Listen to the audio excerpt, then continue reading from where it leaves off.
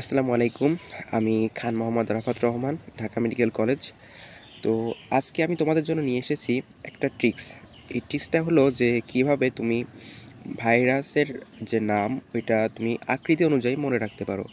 অনেকে তো অনেক ধরনের গাইডলাইন ভিডিও দেয়। তো আজকের ভিডিওতে আমি তোমাদের জন্য এই বিষয়টাই দেখানোর চেষ্টা করব যে কীভাবে সামান্য কিছু ট্রিক্সের মাধ্যমে বেশ কিছু ভাইরাসের আকৃতি অনুযায়ী তাদের নামগুলা মনে রাখা যায়। তো চলো শুরু করা যাক।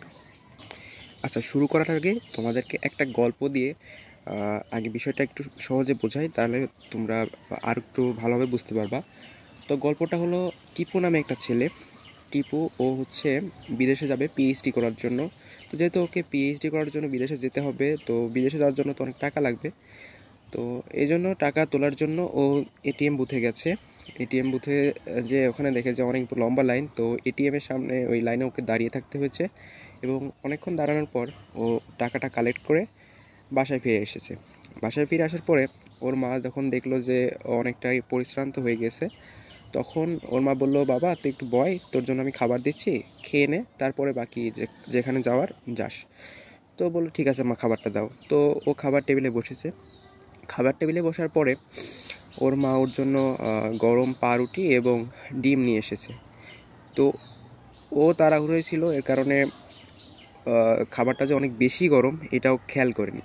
খেয়াল না করেই ও গরম পাউরুটিতে হাত দিয়ে দেয় এবং এতে সাথে সাথে হাত ছড়িয়ে নেয়। আর ওর মা বিষয়টা খেয়াল করে। ওর মা বিষয়টা খেয়াল করার পরে দেখে যে ছেলে এরকম কাজ করেছে। ওর সাথে সাথে ওর মা ওর কাছে এসে বলে যে, কিরে তুই কি হাবা নাকি? দেখছিস না যে খাবারটা এত গরম, একটু ঠান্ডা করে খা। তো এর জন্য ওর মা ওকে বলে যে এখানে যে ডিমটা আছে, ডিমটা ফু দিয়ে খাস।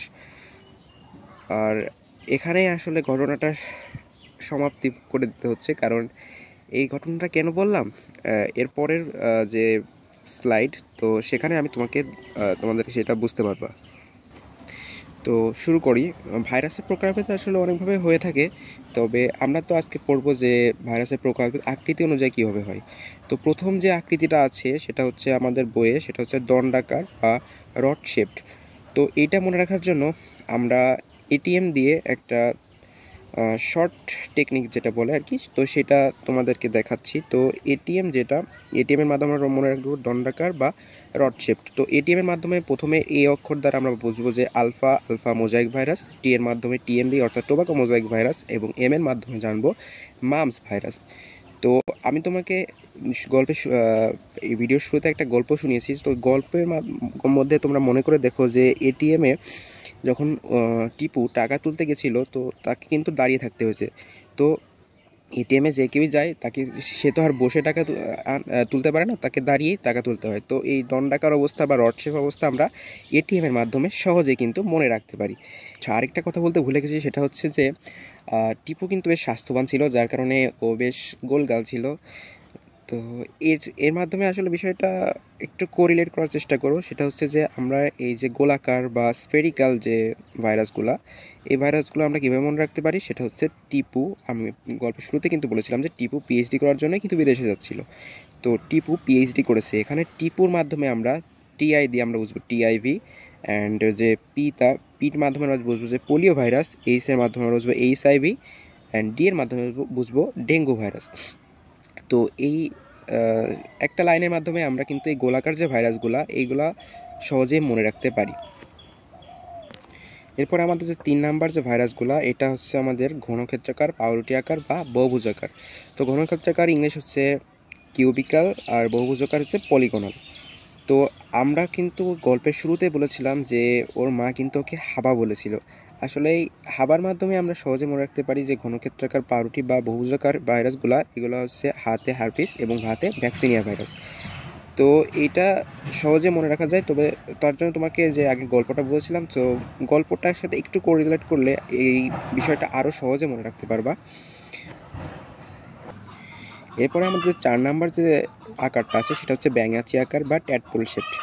তো এই ট্যাডপোল শেপটার আন্ডারে যে পড়ে, সেটা হচ্ছে আমরা সহজে মনে রাখতে পারি টি সিরিজের মাধ্যমে। টি সিরিজ বলতে আসলে আমরা ইউটিউবের টি সিরিজকে বোঝাচ্ছি না, তবে সেটা মনে রাখতে পারো। টি সিরিজ মানে T2, T4, T6 এক্সেট্রা।